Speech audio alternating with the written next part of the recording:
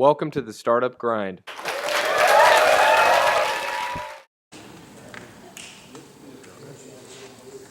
Okay, thank you everybody for coming. Really appreciate the attendance tonight. First and foremost, before we get started, I want to give a big thank you to everyone that made this event possible. First and foremost, McAllister College and President Brian Rosenberg for this beautiful venue. We really appreciate their continued support so we can continue having monthly events here. Also, Lois Jobison and Paul Taylor from Ty, Minnesota. Very appreciative of your partnership and working with Ty here to expand on our network in the Twin Cities. And so I want to talk a little bit about tonight, what tonight means here locally and what tonight means on a global level for Google for Entrepreneurs. So our May events are all part of the 40 Forward initiative. And what 40 Forward is a project started by Google to redefine the gender gap in startups. So some of the statistics that a lot of people actually don't know is that women-led tech companies actually achieve a 35% higher return on investment than when they're ran by their male counterparts. And they bring in 12% more revenue than male counterparts when they're venture-backed. Studies show that diverse teams create better products and more successful companies. And our speaker tonight, Heather Manley, is a testament of that. I want to talk a little bit about Heather before we welcome her to the stage. First and foremost, Heather is the president and CEO of On Demand Group. It's an IT consulting firm here locally in Minneapolis. Since she has joined the business, they have increased revenue by 220%. So talk about a rock star CEO. Not only is Heather the president and CEO of On Demand Group, but she has also started her own branded spices, Heather's Dirty Goodness, and later this summer launching her new bourbon line. So we'll talk much more about that. A few accomplishments that we want to announce. 2012 and 2013, ICIC Top 100 Fastest Growing Companies On Demand Group, and recently announced 2014 Top Tech Company in the Twin Cities. So ICIC is an organization that is inner city competitive businesses, so businesses that are in the inner city, and awards are given to the companies that show a tremendous amount of growth. So 2014, there's a new category for local tech ventures. There were 10 companies that were in the running, and On Demand Group took the award. So 3 years in a row, the ICIC award, huge accomplishment. Also, Heather has been named the 2013 WBD of the Year. That's another great accomplishment, and her resume, as we go through the story, will speak for itself. So one thing we do at Startup Grind is we always want to give our speakers a very warm welcome. They come here with their own time and their own energy so that we can learn. Everyone at home globally can learn from Heather's story and what we're going to be talking about. So before I announce Heather and bring her to the stage, I have an example of how we should welcome our speakers to the stage.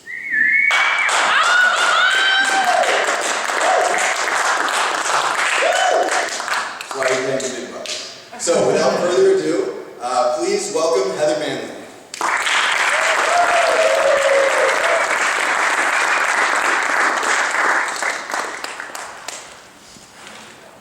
Thank you. So welcome. Thank you so much for coming. Thank you. Do I need to use this, or can I yell? Yeah, you can. Best if you use it so that everyone at home can hear. Okay. Great. So let's start at the beginning. Obviously, we have a lot to talk about, a bunch of different ventures, but let's start with your childhood, your background, how you grew up, who inspired you, just really the beginning of your life. Yeah. So born and raised in Burnsville, and grew up with in an entrepreneurial family. My dad was a Manley Associates, which was a management organizational company, and my mom was a teacher until she went to go work with him, and she worked with him for easily 15 years until we bought out Richard, and always saw kind of the reap what you sow that they put into the business and the freedom that it gave us to do things, and growing up and seeing what some families didn't have and what some families did have kind of ingrained into me understanding of how hard I had to work to get what I wanted. So what did you want? Did you think when you grew up? What were your goals? What were your aspirations? And what did you want to be when you grew up? I wanted to be a cop until I realized I was afraid of the dark, and that doesn't work. I'm not brave. And then I really didn't know what I wanted to be, especially in college. I didn't know what was funny until I graduated, that you shouldn't have 10 W-2s a year. I would just work for beer money and party money, and then I would be done, and my parents were scared to death. And they had me tested when I was little, and I was just different and didn't like to be part of the pack.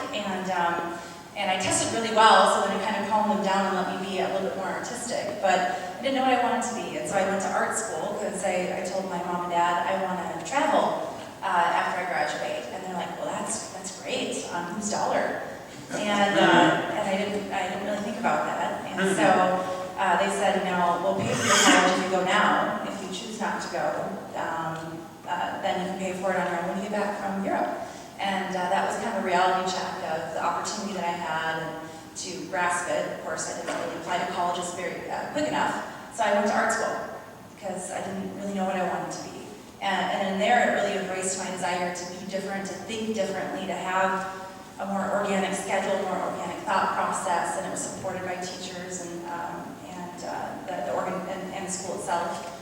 And then from there, when I graduated, just kind of a light went off. And I can't explain what it was, but it could have been my dad saying, the wallet is closed and you're on your own. And not like I had everything, but he paid for the apartment and the school. And I think it was a wake-up call that I had to get my butt in gear and figure it out. And I took it very seriously. And from there, I don't know, work ethic kicked in. And I never knew 9 to 5. And I never knew not wanting to be accountable, not going at midnight to do press checks when I took my printing job. And so from there I went and just got a couple short jobs that aligned with my bachelor's degree, which is in the printing industry. Nothing to do with art? Well, funny enough, that did have to do with art. It was more of like just all images and printing. Okay. And kind of point of purchase graphics you would see hanging in Target. So we would process all the point of sale graphics. So it was very arty, and I could wear a wife beater and sweatpants, and I kind of loved it at that age. I didn't have to be professional or as professional, and I allowed a lot of flex for me to learn what business was like at a very young age. And then from there, I kind of got promoted really quickly, and then realized that an art degree does not prepare you to be a GM and to manage 60 people at the age of 26. So I went back and got my MBA, which was a great foundation to figure out how to be an effective leader. Totally. So let's talk a little bit about that, jumping from your initial jobs out of art school to getting your MBA. What were your expectations going into school and really pursuing the business side of things and kind of taking that route strongly? Did you know that you wanted to end up in an executive role and manage 60 people? No. Yeah. No. So my first job, I knew that I didn't want to be a minion. I want to be able to make an impact, or a worker bee is probably a better way to word that. And so I applied for a second shift supervisor, and after my 1 year of saying I was the best employee and I had the best work, the 20-cent raise that was standard for the corporate, just like I never experienced that, and I just thought that was ridiculous. And then I just started to see that there was not a lot of opportunity if I was going to choose the path where I was at. So then I started interviewing and went to cable imaging, and there I was there for 6 months as a second shift supervisor, and just saw all these things that were wrong. And I don't know if it was the way that I was raised, but I just started talking to the owner and his right-hand guy of, there's so many unhappy people, and the person's doing the job and they're not getting it done, and all your IP, your hard to find talent is gonna walk out the door unless you guys do something. And I don't think in that environment they were used to that. And like within 2 weeks they had fired the GM and offered the role to me. I had no experience, I was not qualified, the owner was crazy, and that's how I got the opportunity. And he was crazy. And that's why I left, when I got to the point where I couldn't learn anymore, and he wasn't willing to invest in the company with Six Sigma and improve it, then I realized I kind of capped out my potential there, and I was going to move on. And the reason I met On-Demand Group is that I just want to work with my parents. I don't care what they sold. We could be selling Barbie dolls, we could be selling pooper scoopers. I just want to work with my dad and have that experience. He's always been my mentor, my role model with volunteering in the community and driving and building a business. And I just wanted the opportunity that my older brother had with him was just hanging out a lot and getting to have that experience and that time with him and my mom. So what was that transition like? Was that a conversation that you picked up the phone and called your dad and said, "Hey Dad, I'm a new employee, please," or? It was several lunches at Green Mill in Bloomington of me asking him when he's going to hire me. And he didn't have the receivables to hire me. And I just kept saying, I really want to work for you. I didn't even know what the heck they did. I really didn't know. I just knew that I wanted to work with my dad. I knew they did IT, technology, but I didn't know what it meant. I just figured he would find a spot for me. I just trusted him that he wouldn't allow me to fail. Kind of like just felt safe going there. And so I kept bugging him to bring me on, and then I got another offer, a promotion to go to a bigger company in Minneapolis. And I said, "Dad, make an offer now, or bite your tongue for 5 years, because I'm not going to move again." And he just took a risk, and he brought me on, and he brought my brother on as well, who has more of a operations background, Six Sigma, and we both started at the same time. Did you start at the same position too? I don't even know what our positions were. We would make up titles, so I think every 2 months I had a new title, because nobody was going to tell me not to. I mean, we're so small. It was my dad, my mom, Sean, and I. So I think I realized that I got more response the higher my title was. So I think within 6 months I was a VP, and I was getting a lot more meetings. So that was fantastic. We learned how to work the system well on that one. But it was funny, Sean and I came in doing the same job, learning how to recruit on the orders that my dad had in place. And then I naturally just started going into the branding and just being, I think, with my background and wanting to be different and seeing these marketing materials that my dad had that were so dated, they were so attached to their brand, and it was an emotional attachment, not really a logical attachment for where the company was at the time. And so I found it really hard when I came in to figure out how were we different? How was I going to get goosebumps about this company?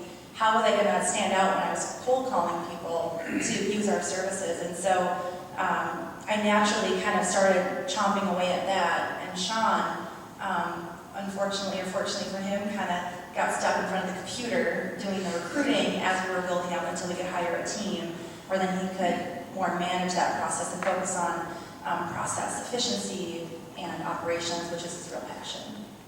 So when you were at this level and you had started your promotions and you were working your way up and getting more responsibility and making changes, did you have a vision for what you wanted to do and what you wanted to turn the company into and where you wanted to be personally in the company? I knew that I had a 10-year buyout with my dad. That was kind of the plan when we came on, is that we're going to look at a 10-year buyout. And then he ended up having scheduled open heart surgery. And then after that, things just changed and realized that we wanted him to retire. We wanted him to be able to have fun, not worry about a business, that we needed to drive this more. And so that really escalated my expectations of where the company was going to be in 2, 3, 4, 5 years.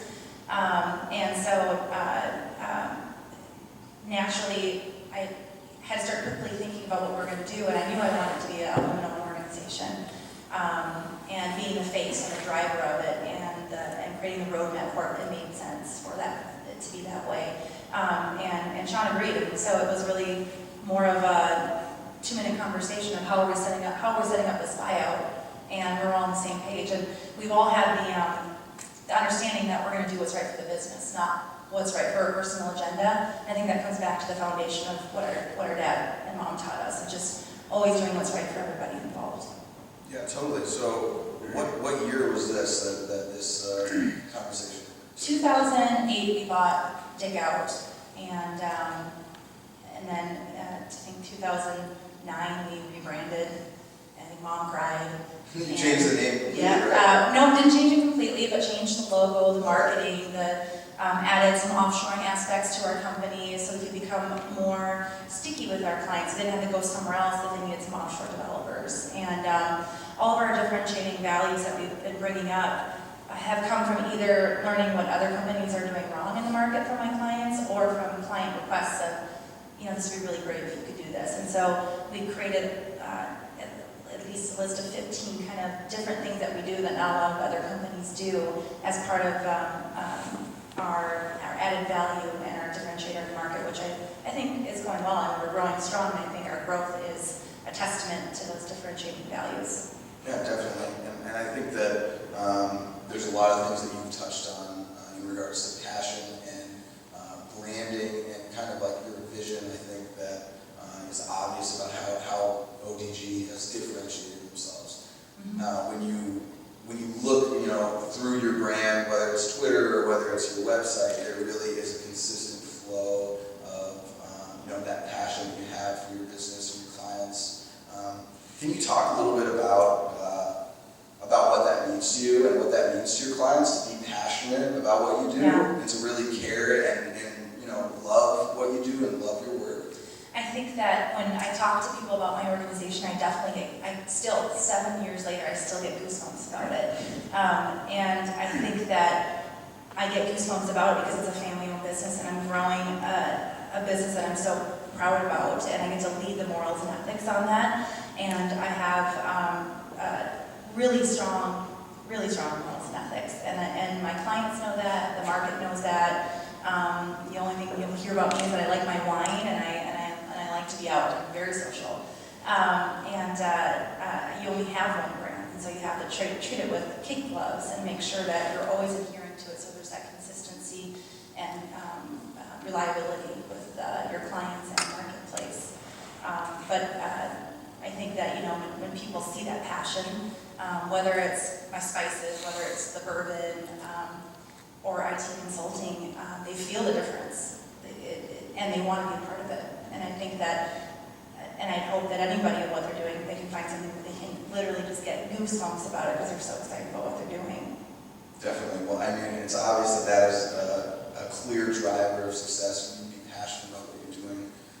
I think it's funny that going into it, you had no idea what the company even was. Yeah. So what is the company? Tell us a little bit about what ODG does today, and a little bit about how you differentiate yourselves and along those lines. So we do IT consulting. We also do a little bit of contract hire, a little bit of direct hire with our clients, and offshoring in Argentina and Manila. We're in every silo, so infrastructure, development, security, project management, PMs, BAs. It's mostly senior level folks, so the average tenure is 12 plus years. And we do mid and senior level, so it's 5, 7 plus years, 10 plus years for senior.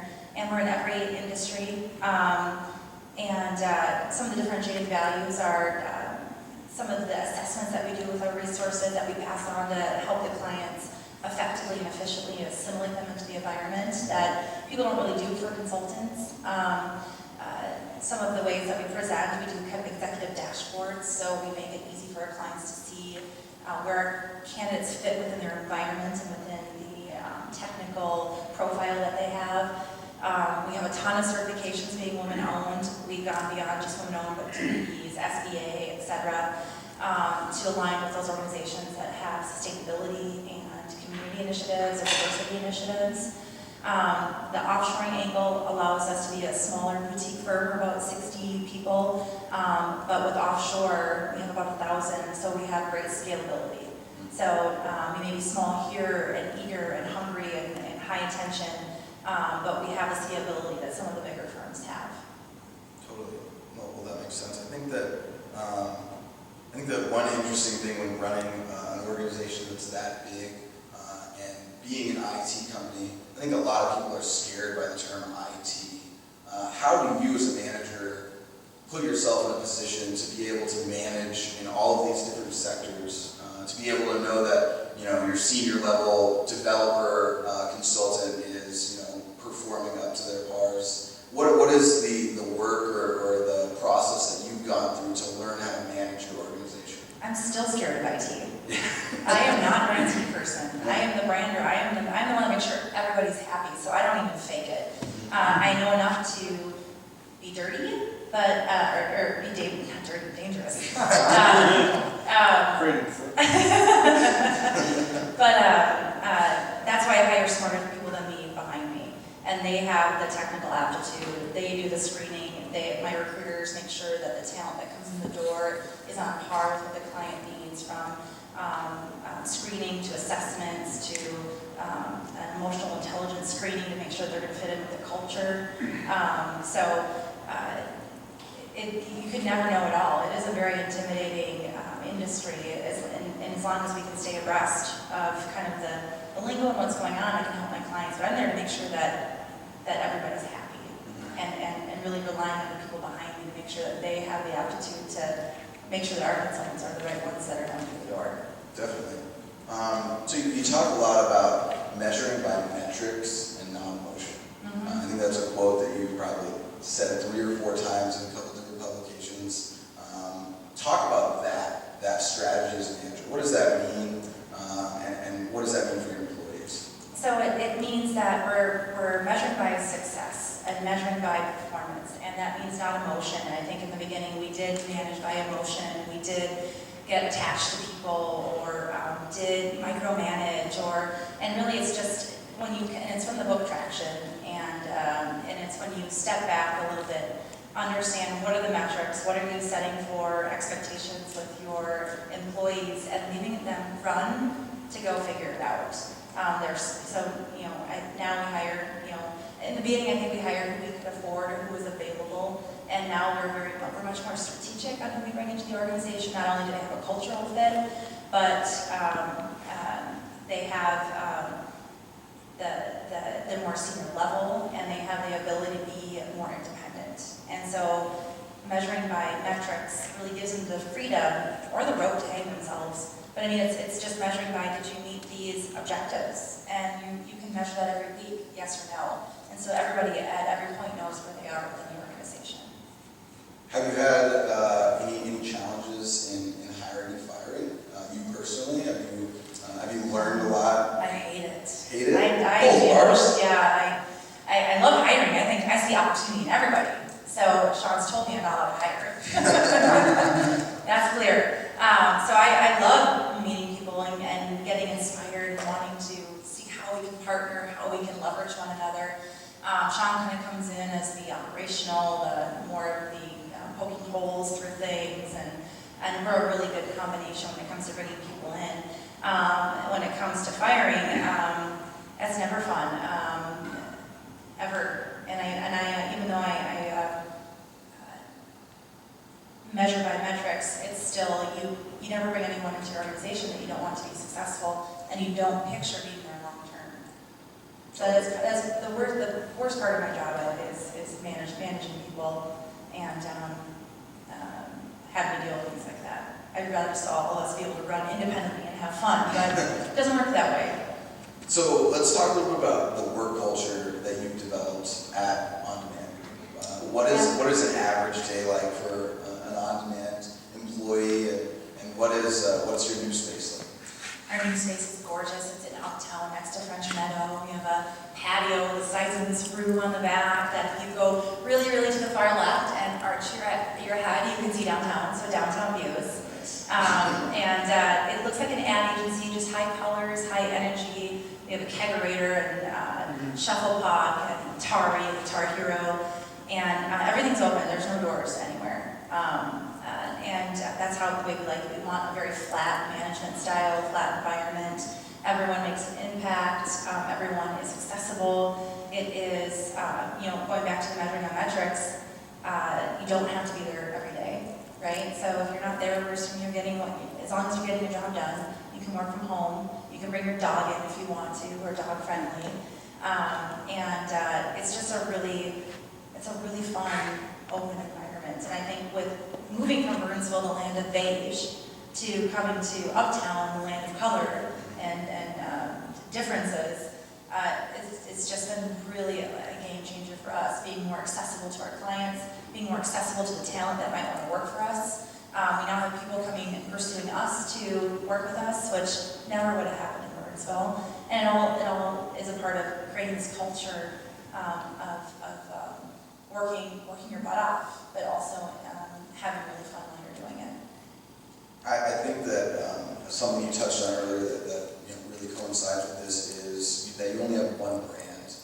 And for me, learning about On-Demand Group and learning about your career, it seems to me that they're almost one and the same.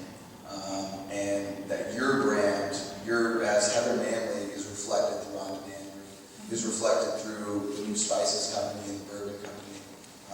Talk to us a little bit about the decision to start these other ventures, because obviously you're so committed and passionate about ODG, but you still have other things you're interested in that you're pursuing. So tell us a little bit first and foremost about Heather's Dirty Goodness. Yeah, so I eat like a 300-pound man. I love food and I love wine a lot, I grew up in a foodie family with parents that always cooked at home, and then as I was getting out of high school, they were more successful, and three kids almost out the door, so they had more expendable income. So they were doing foodie groups with their friends coming over and doing more exploratory cooking. And so I grew up in a family that loved food, so cooking at home. Gosh, maybe 10 years ago, I was making this rub for lamb that was just amazing, and I love lamb. God, I love lamb. And so I made this rub that was outstanding, and then I was giving it to everybody, and they told me, well, gosh, I'm not using it. I'm using it on this, but I'm using it on like 50 other things. And so, talking with my dad, he said, why don't you call Kowalski's? So I called Kowalski's, just cold called them, and the operations VP sat down with me, and she walked me through everything I need to do, and I took really good notes. It took me a year. I went back and I did it. And I leveraged, I don't know, most of the time I don't know what I'm doing, and all I do is meet with people all day who help me be a better person, help me understand how to learn from their mistakes or their past experiences, so I can have more of a streamlined approach and do it faster. And so with Dirty Goodness, brought it back to Kowalski's a year later and presented it to the meat guys, and they loved it. And then I realized I don't like doing things small. So I want to build like this brand, and I envision this 50 to 100 product brand behind Heather's Dirty Goodness. Maybe not all dirty good, because I think it's somewhat offensive to some people. So I might need a little bit of branding in some other areas in the label. Some type of rub for the church organization. Yeah, right? Yeah.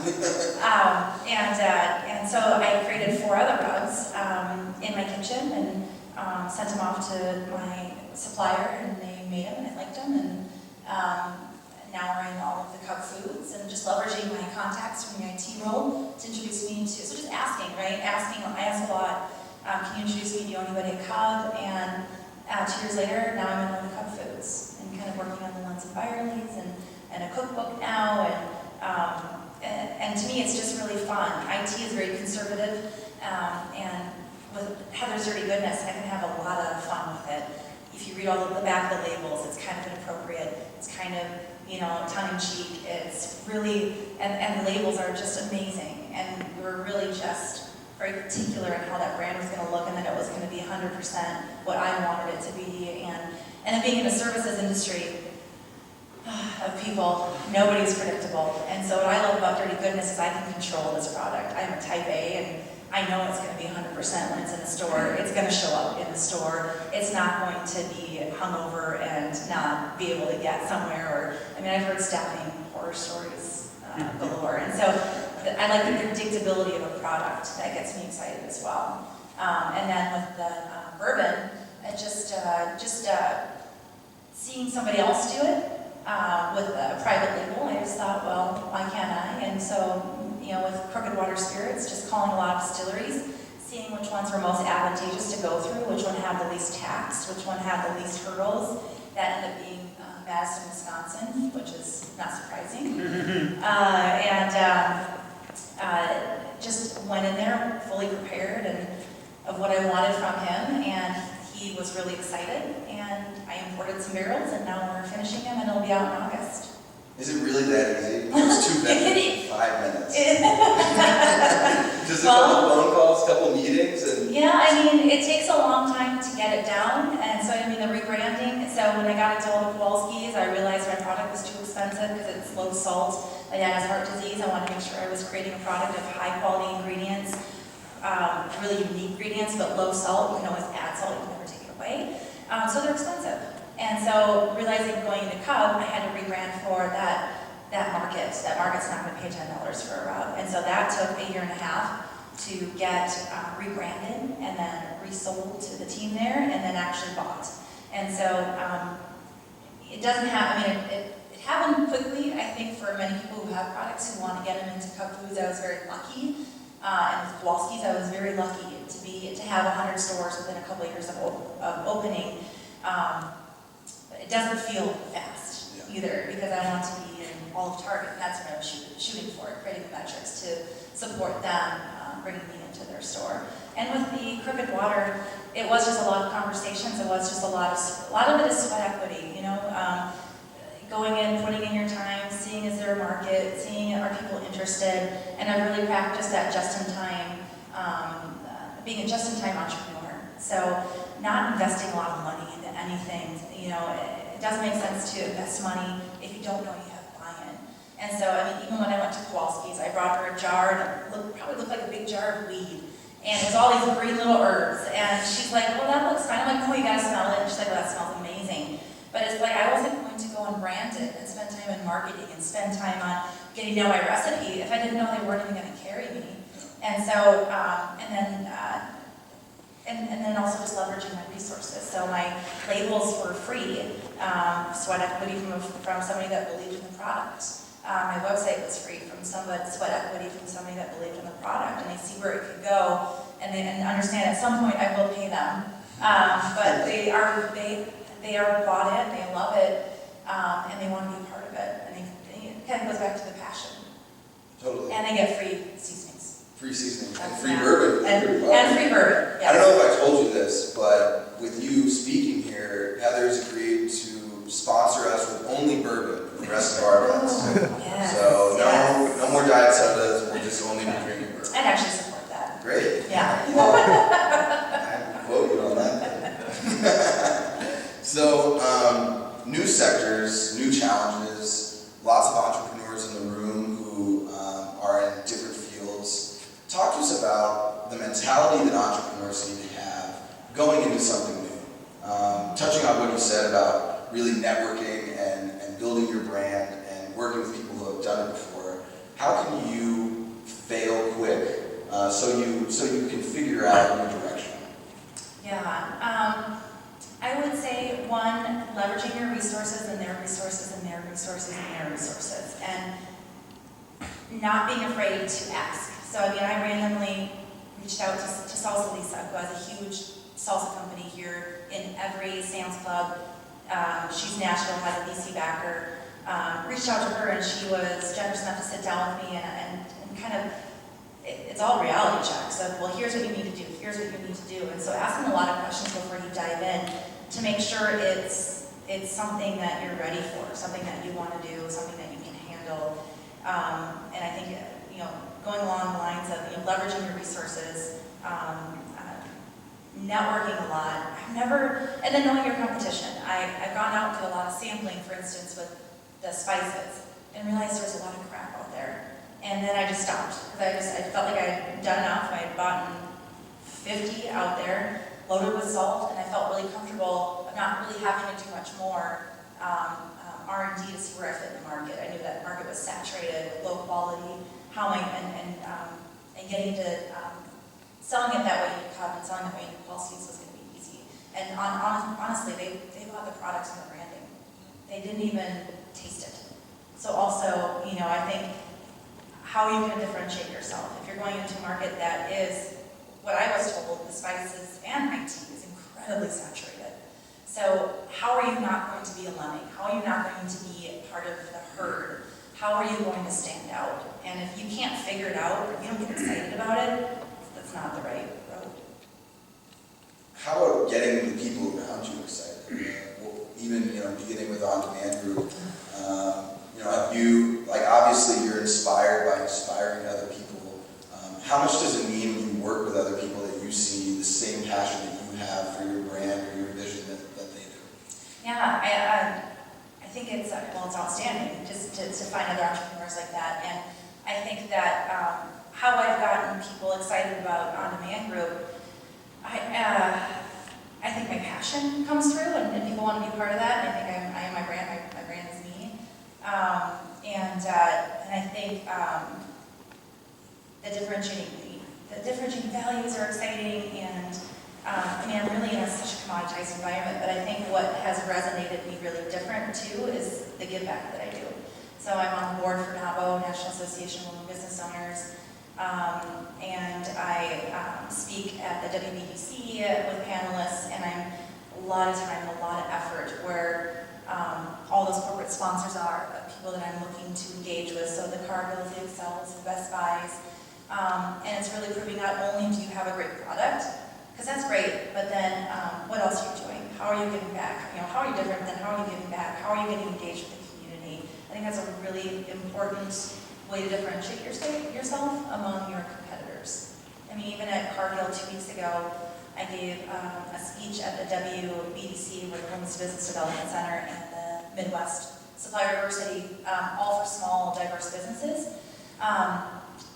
Just on my business, on how we kind of took it from a stagnant business and restructured it for growth and financial stability.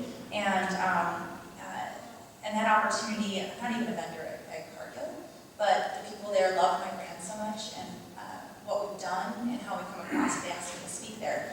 And that comes from them being a part of NABO, which then gets me in front of procurement, which then gets me branded there. And I think I have a huge passion for women businesses and diverse businesses and small businesses supporting it, but I think it's all intertwined in a circle, and I think what you give comes back. So tell us a little bit more about NABO, how that started, your relationship with them, your current role, and really what the organization stands for. I think it fits in nicely with our theme for the month. Yeah, absolutely. National Association of Women Business Owners. Minnesota chapter has been here for over 35 years. We are one of the first chapters established for national, or actually global. 5,000 entrepreneurial women are members. We have educational events monthly to men and women can show up to help women work on their business and not just in their business, and really give peers for them to connect with, who understand what they're going through, and also to be able to leverage them and their resources should they have questions on how to do something, whether it's succession planning, whether it's employment law. And I've been on the board for over 5 years. I've been board president for 3, and I am finally stepping down on June 30th into a past president role. Congratulations. I mean, thank you.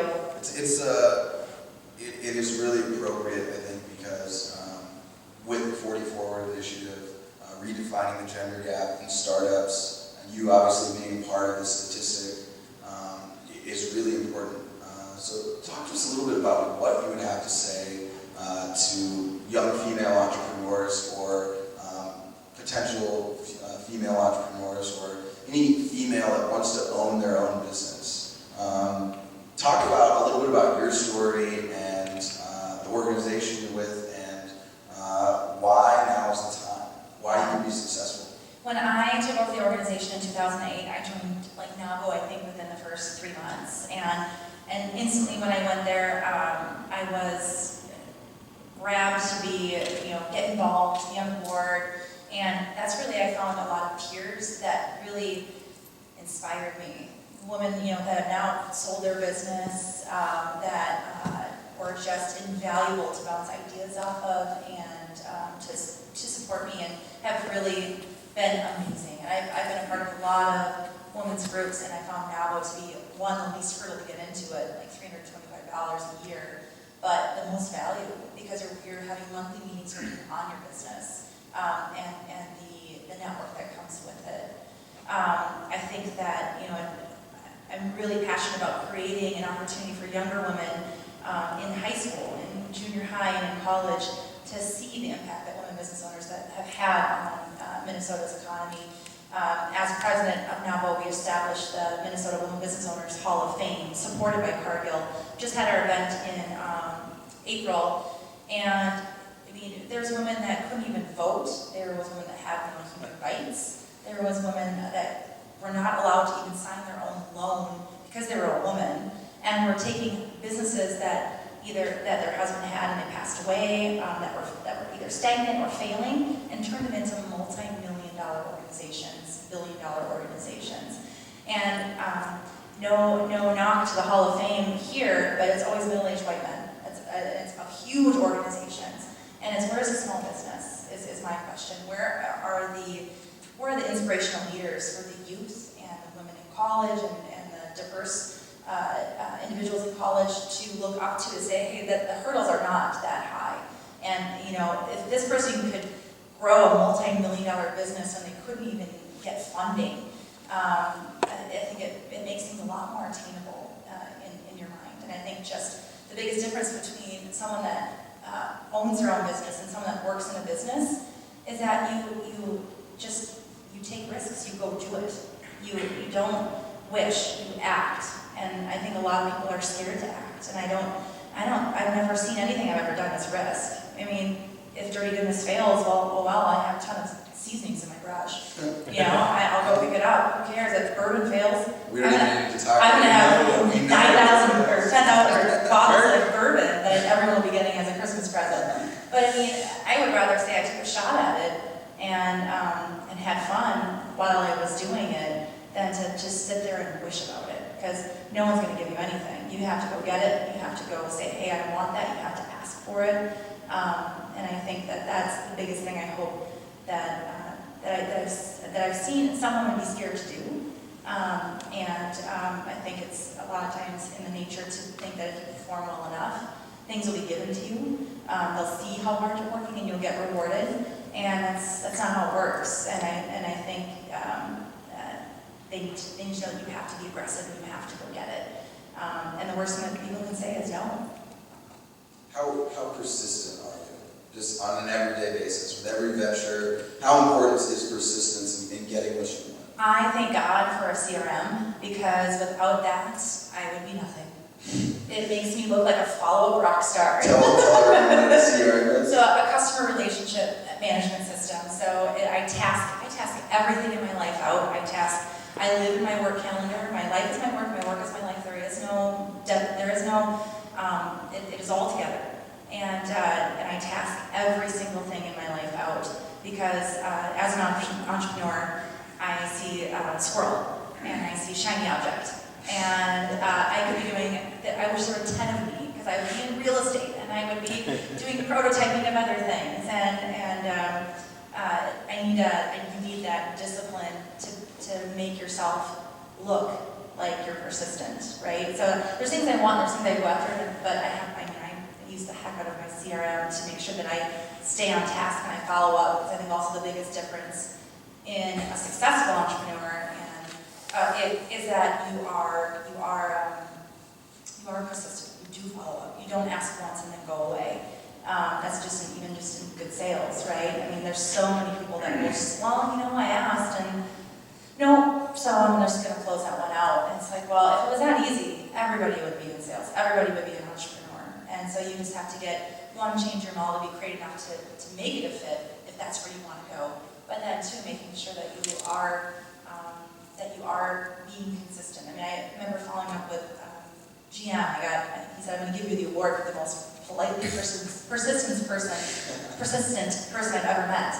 Because I would just follow up and say, hey, if you want me to bugger off, I will, because I tasked out every month to follow up. Otherwise, I'm gonna follow you up until you tell me to stop. And after a year, I got a meeting, right? But it's just that's one way to differentiate yourself, and it's so easy. What's the right way to do that as an entrepreneur? How can I be persistent yet not pushy? Is it when someone ever scream in my face no before I go away? I think you have to read body language. You have to be able to adjust your style with that's one thing I learned at Cable Imaging. You had high maintenance sales, and then you had the sensitive graphic design area, and then you had the really rough and raw production guys. And every person I talked with, I had a different style, because they all wanted to be treated differently. And so I think as an entrepreneur, you have to read your client in the first 30 seconds to understand who you're talking to, how they want to be talked to, what's their style to make sure they're going to be receptive. And then when it comes to being persistent, I always say, how do you want me to continue reaching out to you? I always say I want to be visible. I don't want to be annoying. And I've never had anyone not laugh at that. Because it's true. The second I leave, because I'm in such a commoditized environment, I'm out of your mind. I am one of 100 cards on your table doing IT consulting. But if you set the tone of what our relationship is going to be, you become more agreeable to it, and you ask for it, and then that's kind of how that relationship begins to grow.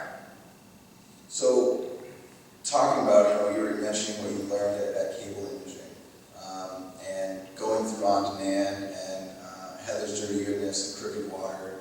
There's been a lot of experience, a lot of work, obviously a lot of lessons that you've learned. What have you found over time that are your strengths and your weaknesses? And tell us a little bit about the process to discovering that. Because I think that for entrepreneurs, a lot of the times we seek out positivity because it is such a lonely world. We seek out people who are going to tell us that we're doing great and that we're on the right track. But how do you find out what your weaknesses are, the tough spots you need to work on, the difficult questions that a lot of people don't like to give you the answers to? And I think as an entrepreneur, if you're not positive, you won't be an entrepreneur. Because it's so easy to get knocked down. I mean, I get 100 no's a day, right? And if you can't keep that optimism, that you're doing the right thing, like you have that perseverance through that, you won't be successful. I think that I'm super positive to a ridiculous point. I'm super optimistic. I like to see. I don't mind seeing hurdles. What I like is to figure out how to get around them and problem solve. My weaknesses are I work way too much, I have no balance, and I do not handle stress well. No? I realize that. CRM doesn't do that? No, I feel like I do notice that even on my way here, I was working on an RFP, and I could just feel the pressure building, and then I had to step back and go, what the hell is my problem? Like, one, it's just an RFP, I'm not saving lives. Calm down. What are you panicking about? But I mean, maybe I don't, or maybe it really gets to a crazy point before I start to panic, and then it all just hell breaks loose. So I try to kind of step back and have that moment to kind of put it into perspective and kind of calm it down a little bit. And I'm a control freak. So is it just to relax your mind and to be stress-free? Is it about just taking a deep breath and putting things in perspective from 10,000 feet? Yes. What's the trick? How can you not be stressed when you have 100 things to do and you know that probably everyone's going to say no anyways? I don't know.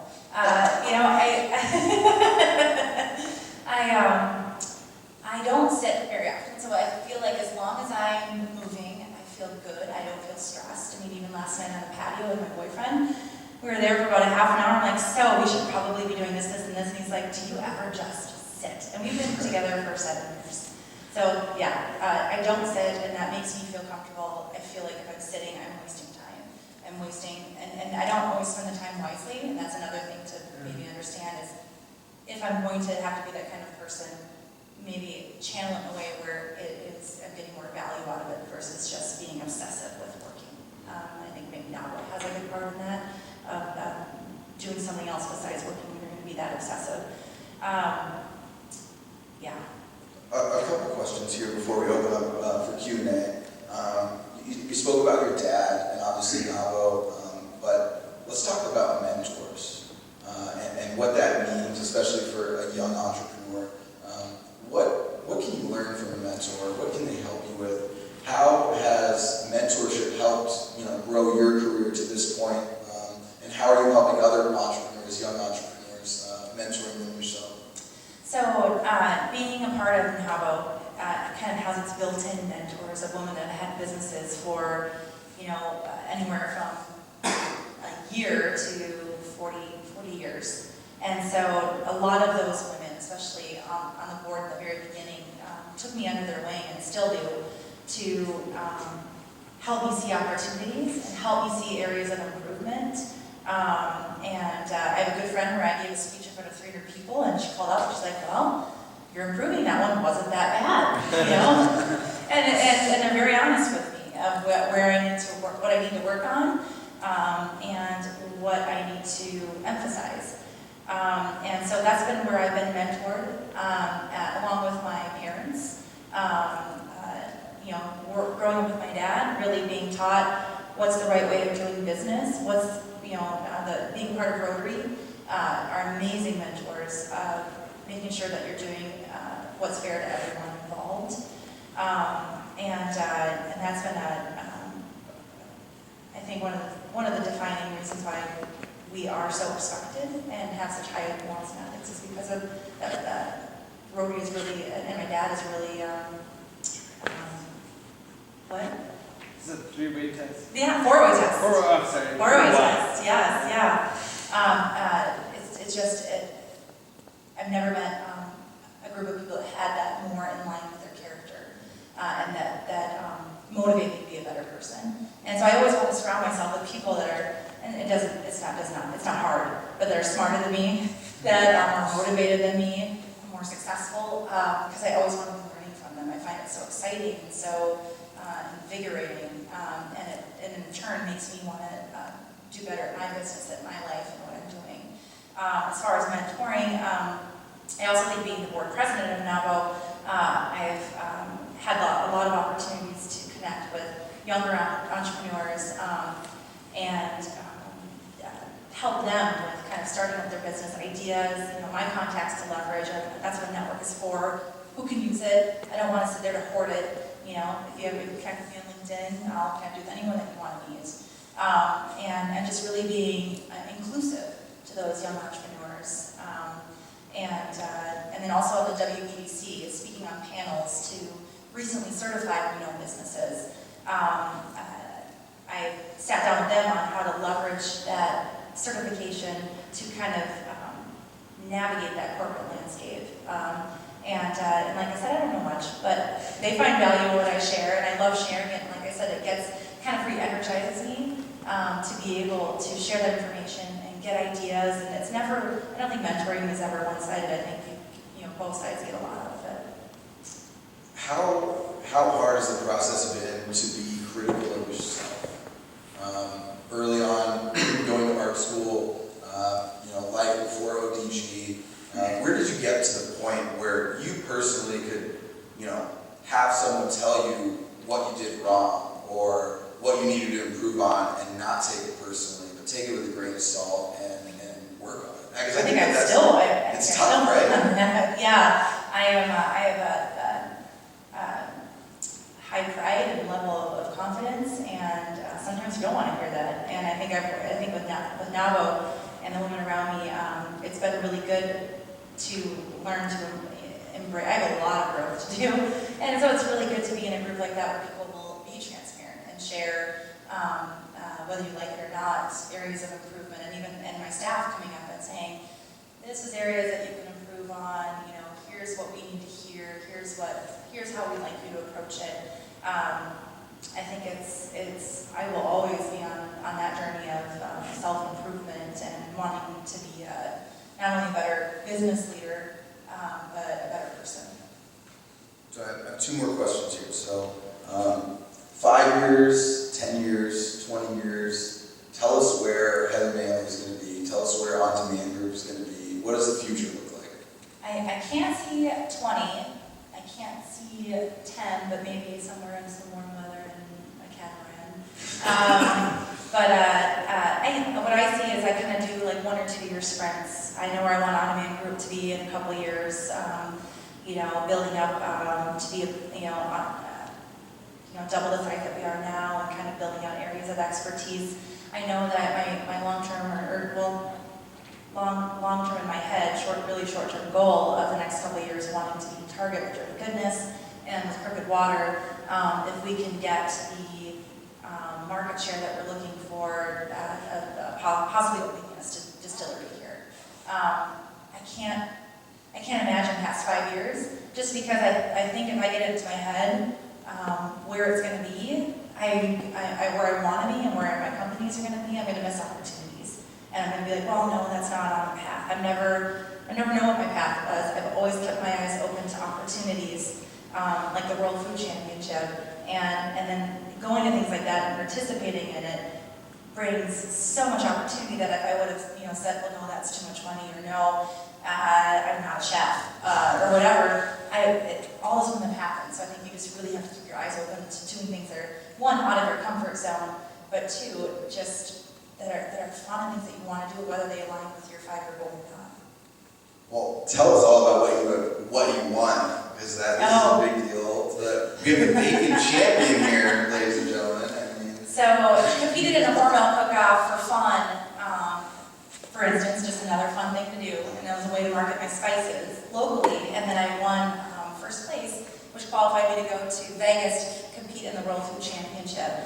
And I deleted the first email, and then I got another email, and I clicked on it, and I just went because it looked like it was so much fun. People were hanging out, eating galore. I just wanted to go hang out with other foodies and just meet other foodie friends and have fun and eat a ton of food, and it's Vegas, so I go to Vegas. And so I signed up and I went, and I ended up taking, it was all outdoors, all film crew, ended up taking 3rd place. Most people were chefs or restaurant owners, and no IT CEOs there. No IT CEOs, no. And took 3rd place, and then like an episode of Chopped, the 2nd round, the top 10, I forgot an ingredient, and took 9th. But then we were kind of fun and inappropriate, and so the video turned out really fun, and so they decided to showcase me, came to my house and videotaped for like 14 hours, and I'll be featured in a part of the mini-series that will be on the A&E channel this July, and I'll be able to go back to Vegas and do the same thing next year, but then that's turned into fishing a show to the Food Network, and another show to some other networks, so yeah, it's kind of ridiculous. It's really fun. 10 years, there's a lot that can happen. Yeah, who knows? Yeah. Who knows? So wrapping up before we have Q&A, what's the big theme for you from everything that you've learned from the beginning? Being an entrepreneur, what is the big theme? What is the big takeaway that you would give young entrepreneurs advice? Well, there's the serious one. There's, work your ass off and leverage your network and do the just-in-time model. But honestly, none of it matters if you're not having fun. How are you going to have fun with it? Be appropriate, but how are you going to make it something where you don't mind working 80 hours a week because it is your life and you love it and it doesn't feel like work. Make sure that you choose something that you can be that passionate about. Well, let's open it up to Q&A, but let's give a big round of applause for it.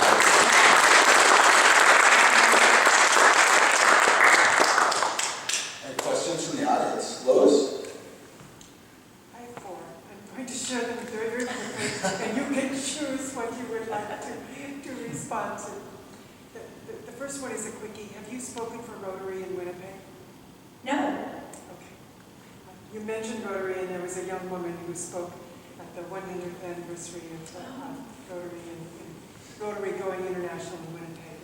I was wondering, was it? The second is, you mentioned youth and entrepreneurship, and you also mentioned the fact that your parents found you different as a young child.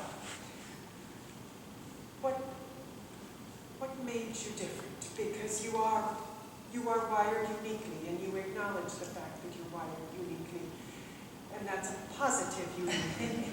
And so as we're adults and we're entrepreneurs, we recognize that we march to a slightly different drummer than many of our colleagues.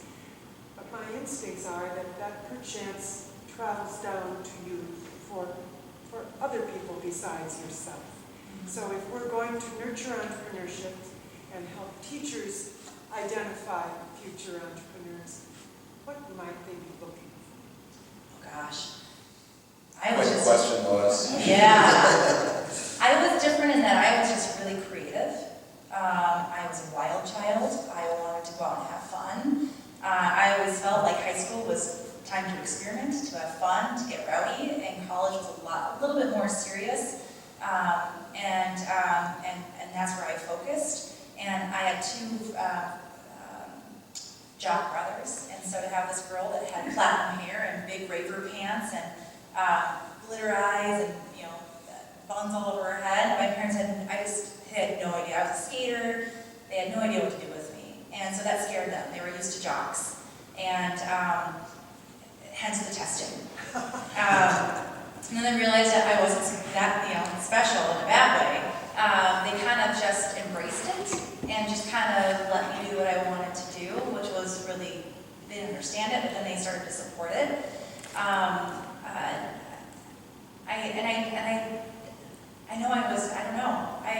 As a child, I was just really rowdy and really different, and I think that when you go into the business world, that's what makes you stand out, is that you think differently, you want to be different, and if you want to be an entrepreneur, you have to be different if you're going to have a viable product or a viable service, and so that desire to be unique kind of transcends into the business world. And I think the one thing that they could do is just really support the difference, whether they agree with it or not, whether it's gothy, whether it's, crazy band, whatever. It's just supporting it and figuring out how they can positively channel it in their life.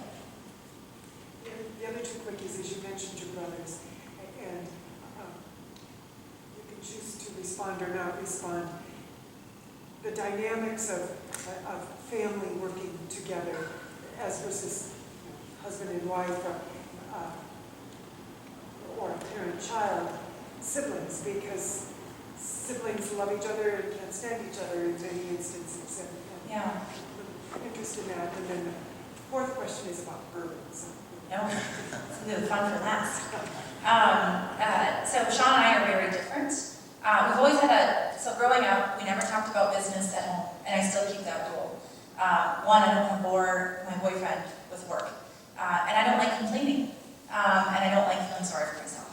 And so I try to think things throughout my own. And when I'm home, it's hanging out, it's having fun, and being present. My parents had that same rule, so we never talked business at home.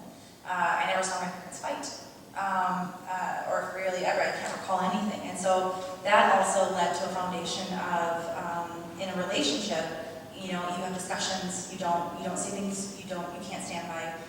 You are level-headed when you have those conversations, and that transcended also into my business world. So Sean and I, being brother and sister, we have that foundation of being respectful, and we both are very different. I'm creative, branding, selling, roadmap, strategic vision. Sean is operations, Six Sigma, analytical, to a T. I mean, just we could be more different. And so he hates what I love, and I love what he hates. And so, or I hate what he loves. And so it's really complementary in our business because I trust him on the operations side, and kind of he runs that. He trusts me on the branding and the roadmap and where we're going and all the arms that we've started up and the ideas that I've had. And no doubt trying to poke holes in it. I'm super positive. He's really realistic. He brings me down and I bring him up. And so we're really blessed in that way to have that kind of relationship where it's really fun. We've really never had an argument in this 8 years or 7 years that we've worked together. We've had discussions, and then you have to validate, if we disagree, bring your business case to the table. Why is this important to you? Why do you want to do it? And we've always had a rule, as I mentioned before, it's what's right for the business, not a personal agenda, and sticking to that. Final one was, I don't know if you watched the Belmont, but a consistent and repeated at least 3 times during the course of the Belmont was an ad about women and bourbon. Oh, yeah. So, kudos for having a bourbon company that's going to come out within months of the Belmont setting the groundwork. Yes, there's a big woman in bourbon group down in Kentucky, and I just kind of felt that bourbon was going to be hot. I felt like it was, and really it's incredibly restricted right now. I mean, I called the largest supplier of bourbon last week, and they are constricted for the next 18 months because there is so much demand. I thankfully have a great partner who I can leverage for that in Madison. Yeah, I don't know, it's just really fun. When you can make money doing IT and a family business and food and bourbon, I mean, you're going to buy something from me. You like one of those things. And it's just very diverse and it's very fun and it's fun to talk about. And people, I know I've gotten business and an interest via on-demand group because it is such a dynamic portfolio that people like to see that and they want to hear about it, they want to be involved in it. You said you are very social, but you also work a ton. How do you balance that, and do you kind of combine the two? I combine the two. So my best friends are people that I work with. All right. And so, going out to events or, I'm probably easily in 5-6 meetings a day and conference calls. And when you create, and that's the joy of being a CEO, is that I can pick who I want to work with, right? So do you consider networking events as social? I do, Okay. yes. Hey, it's all perspective. I would even tell my friends when they're on Match.com, consider it an opportunity to network for business. Take the emotion out of it. Make it an opportunity to learn about somebody, learn about their network. Be peer. And then go to a new restaurant every time, so you're getting something out of it, right? You're trying new things. But that's how I get energized. Continuing to keep the balls in the air. If I feel like there's one ball in the air, or I feel like I'm bored, that's a scary place for me to be in. I like the organized chaos. Good. Thank you. Yes. I have a little bit technical questions, and you wish you can answer in like more detail offline too, if you Sure. like. You mentioned about CRM. I actually start a company myself right now, and my company is a medical device, so there's a lot of technical and science that I have to work on. And as an entrepreneur, you do everything, right? Yep. So when I started this, I did most of the network before we start the technical work. So keeping up with people is not that difficult at that time. Yeah. Now the work has evolved in many areas, and then I start to get professional money in. So now that means that the accounting system, everything else have to be standard. Before that, everything was just like on the scratch paper.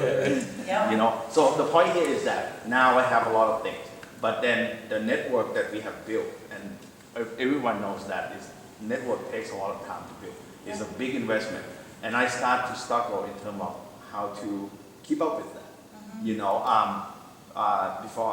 So I have looked into a lot of CRM tools, and that's what I'm getting at and asking you. Most of the tools, they kind of like designed for salespeople. Yeah. I mean, for the CEO like you, who also have tons of other things to do, not just keeping in touch with people, how do you use those tools?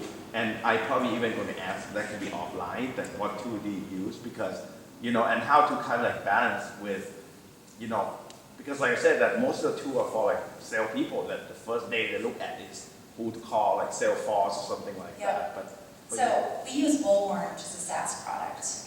So we're not recreating the wheel. It's a subscription. It's maybe a couple hundred a month to have, or so. And it is all inclusive from CEO to the recruiters. Everyone lives in it. So and from there, it's easy to task your entire life on it. And I can share more of that and send information to you later.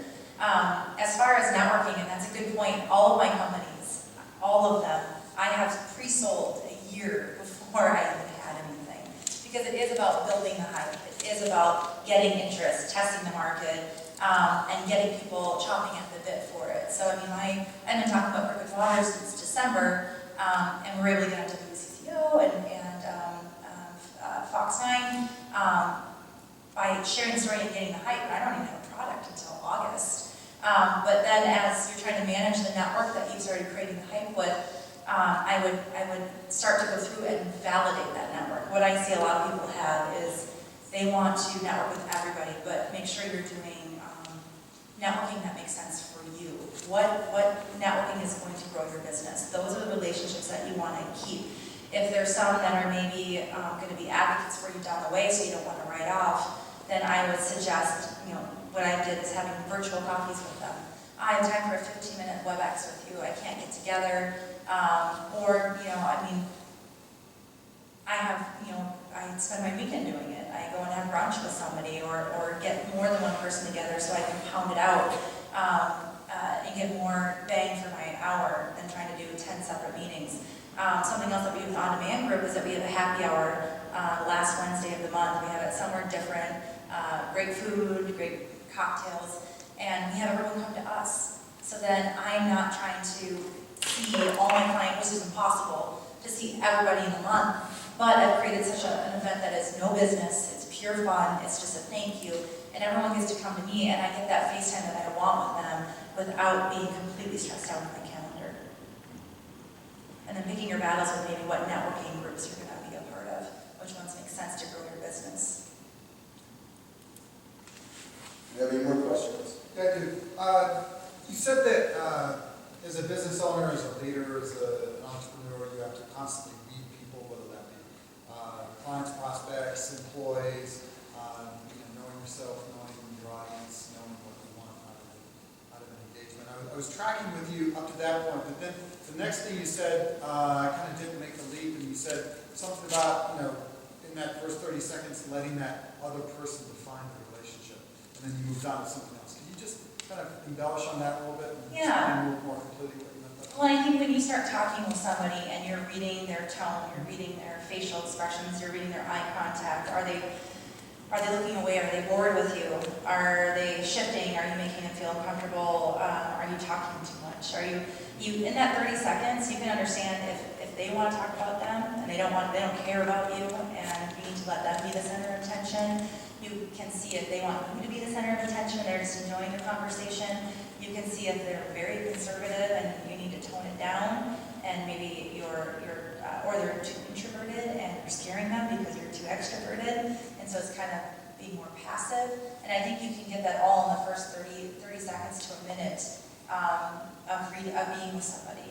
And I think that's what, that ability to read and adjust your style can make you transferable to everybody, right? I mean, for the most part, without turning people off.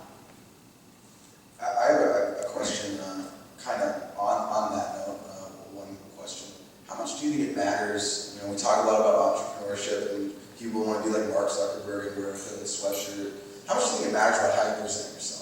Not only your brand, but how you dress, how you shake someone's hand, like you said, like eye contact, little things like that. How much do they matter to you and to other people? I think they matter a lot.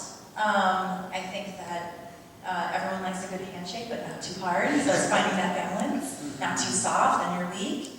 I think that it's funny. I've never owned a pantsuit, and I dress to me.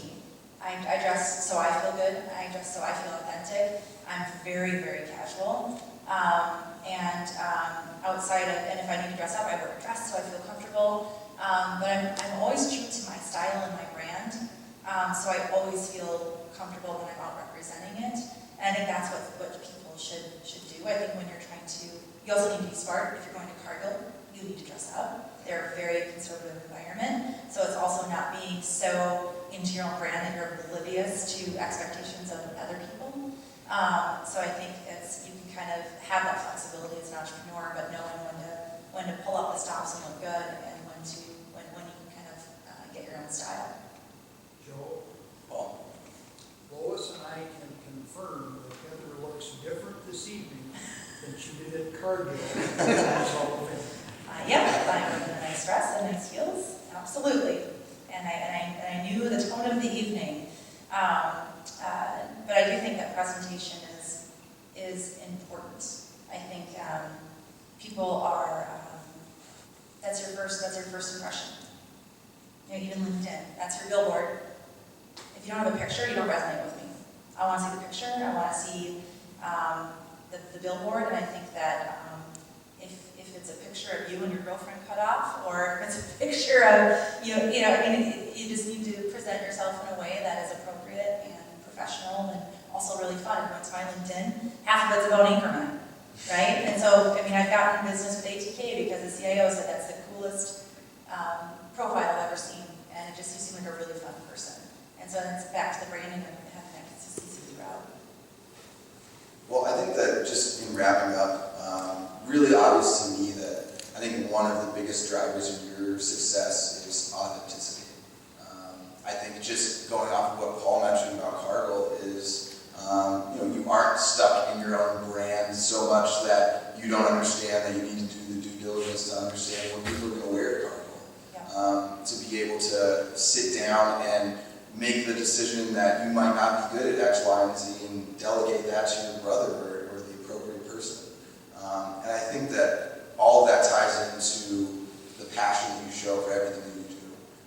For ODG, for management, for growing, for doing what you love, and really kind of feeling like there's no obstacles, that anything that you want to achieve can be achieved.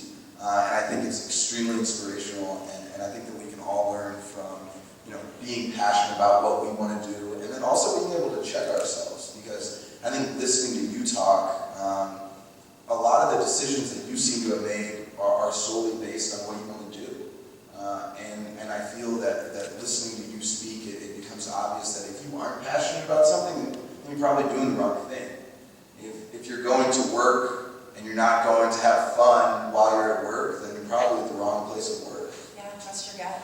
So I think that just leaving on that note, that one of the biggest takeaways that I've had from this is that your passion, your authenticity, and then having enough guts to know what you're not good at and know what you're good at, and it really is obvious why you're successful, why you're here today, and why so many female entrepreneurs and local entrepreneurs and soon to be spice entrepreneurs and bourbon entrepreneurs look up to you. So let's give a big round of applause.